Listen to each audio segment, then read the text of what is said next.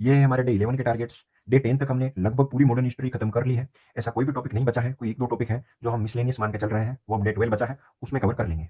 तो आपको बिना किसी चिंता के बिल्कुल बेसिक वे में कॉन्सेप्ट को क्लियर करते जाना है और धीरे-धीरे स्टोरी बिल्डिंग करते जाना है। मॉडर्न हिस्ट्री में आप मेन स्टोरी पे फोकस करो, बाकी चीज़ें आपको अपने आप समझ में आ जाएगी 2-3 बार पढ़ोगे तो। तो डे 11 में सबसे पहले आता है relationship between British and princely states. तो इनमें रिलेशनशिप कैसा था? तो क्या था कि जो ब्रिटिश थे ना, वो इनडायरेक्ट रूल करते थे इन लोगों पे। तो इंडियन रूलर्स को तो बस नाम की पावर दे रखी थी, लेकिन कंट्रोल ब्रिटिशर्स के पास ही था। डिफेंस, फॉरेन पॉलिसीज ये सब ब्रिटिश के अंडर ही आते थे।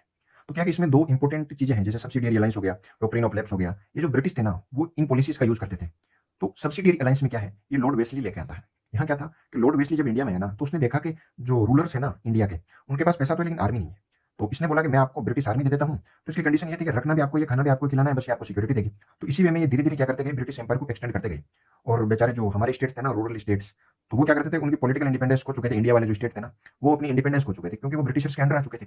और एक है डॉक्ट्रिन ऑफ लैप्स। तो इसको आपको बस इतना याद रखना है कि अंग्रेजों ने बोला कि जिनके कोई बेटा नहीं होगा ना, उनका जो राज्य होगा वो हम कंट्रोल कर लेंगे। मतलब बेटा हुआ, अगर होगा, उसके बाद जो राज्य है वो अपना काम चला सकता है, लेकिन जिसके नहीं होगा ना, वो हम एनेक्स कर लेंगे, जैसे इन लोगों ने झांसी और सतारा को करा था।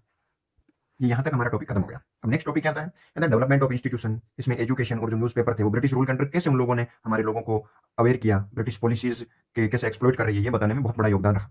तो एक तो एजुकेशन का क्या रोल रहा, तो एजुकेशन का डेवलपमेंट कैसे हुआ कि जो अंग्रेज थे ना, उन्होंने इंग्लिश एजुकेशन को प्रमोट किया था, क्योंकि उन्हें गुलाम चाहिए थे। तो मॉडर्न सब्जेक्ट इंट्रोड्यूस्ड हुए और उन्होंने एक एजुकेटेड मिडिल क्लास बना दी। एजुकेटेड मिडिल क्लास जो अंग्रेजों के लिए काम करे। लेकिन फिर क्या हुआ कि इसमें नेशनलिज्म की फीलिंग डेवलप होगी धीरे धीरे। तो इसने क्या करा कि जो लिबर्टी एंड इक्वालिटी के आइडियाज को स्प्रेड कर दिया पूरे इंडिया में।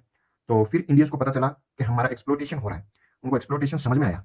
तो फिर यही नेशनल अवेकनिंग की तरफ जाता है।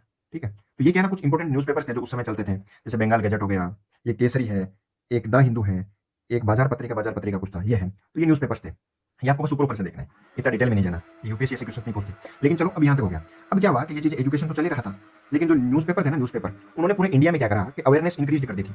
और ये क्या कर रहे थे कि ब्रिटिश की पॉलिसीज को क्रिटिसाइज कर रहे थे। अब जैसे जैसे ब्रिटिश पॉलिसीज को क्रिटिसाइज कर रहे थे, तो लोगों में अवेयरनेस और बढ़ रही थी। तो फिर एक वर्नाकुलर प्रेस एक्ट लेके आते हैं ये लोग ब्रिटिशर्स 1878 में। इसमें इन लोगों ने बोला कि हम इंडियन के जो ये न्यूज़पेपर सिस्टम है ना, ये जो न्यूज़पेपर बना रहे हैं, तो इनको हम बंद कर देंगे। ये बोल के इन्होंने एक्ट निकाला और फ्रीडम ऑफ एक्सप्रेशन को सप्रेस कर दिया, मतलब दबा भी दिया।